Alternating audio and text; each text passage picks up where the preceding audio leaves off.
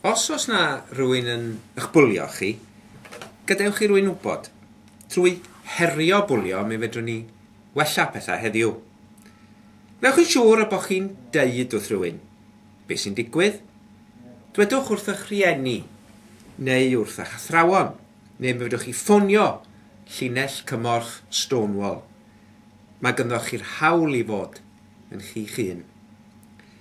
Mae angen i ni gydweithio fo'n gilydd i rwystro bwlio homophobic.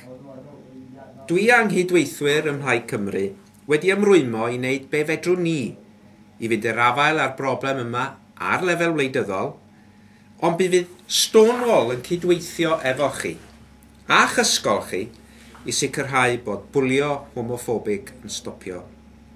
Da ni'n gwybod o dystiolaeth bod pethau yn gallu newid os da chi yn gallu dweud wrth rhywun am eich problem. Mi fyddwch chi wedi gallu'ch syfrdanu, dwi'n siŵr, efo'r gwahaniaeth mi fyddwch chi yn ei weld os da chi'n fodlon siarad am y peth.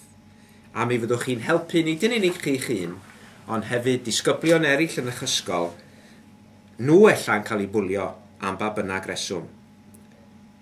Mae modd i chi deimlo'n unig iawn pan ydych chi'n cael eich bwlio, ond peidiwch anghofio, dydych chi ddim ar ben eich hun. Mae pobl yna i'ch helpu chi os ydych chi'n hapus i siarad efo nhw.